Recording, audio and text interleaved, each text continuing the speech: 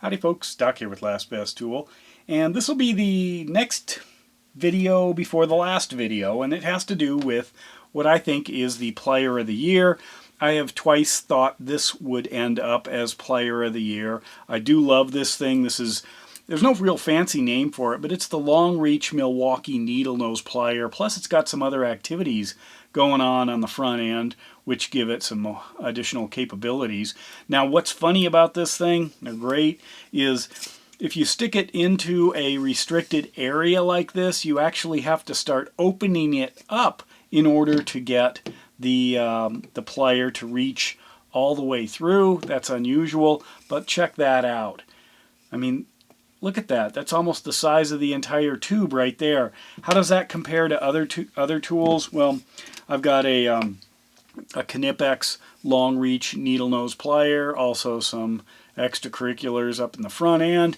But if I grab this, well, I can't get through. So what if I try to stick this through? I can't get this to do much. And if I try to open it, well, I just jam up the works. So this doesn't work near as well as this does.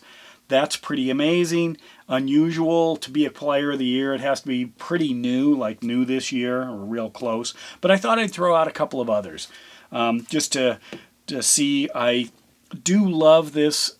This is the Knipex Step Cut XL. I like the larger pliers for cutting. I mean, as you get older, it's nice to have considerably more leverage and a bunch of high tech on the front end. So I don't know, that's in the mix. This Milwaukee, I assume this is this year. This is the larger version of their kind of combo hybrid plier. I think it's great. I don't know if it's a Player of the Year because they took an old design and just made it larger, but it's a great plier. Ooh, this one.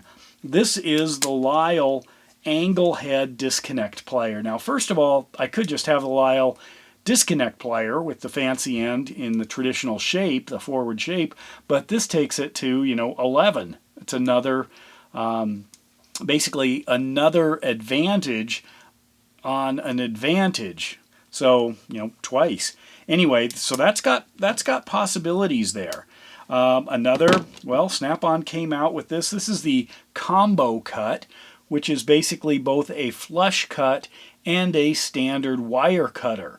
Now, I think it's great. Some people have said absolutely, one tool does both, but there's a considerable risk. If you use the wrong set of blades, for the wrong task, you could end up damaging this plier.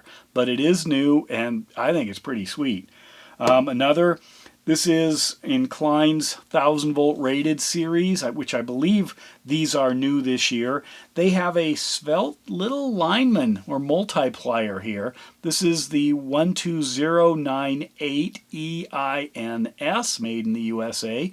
It's a little smaller than the traditional lineman head, and I really like it. This is quick becoming one of my favorite Klein pliers. They're not cheap. They're about $75, but they have taken a lot of the things that we love about lineman pliers and multi-pliers and turned it into a little bit more modern design. So there you go.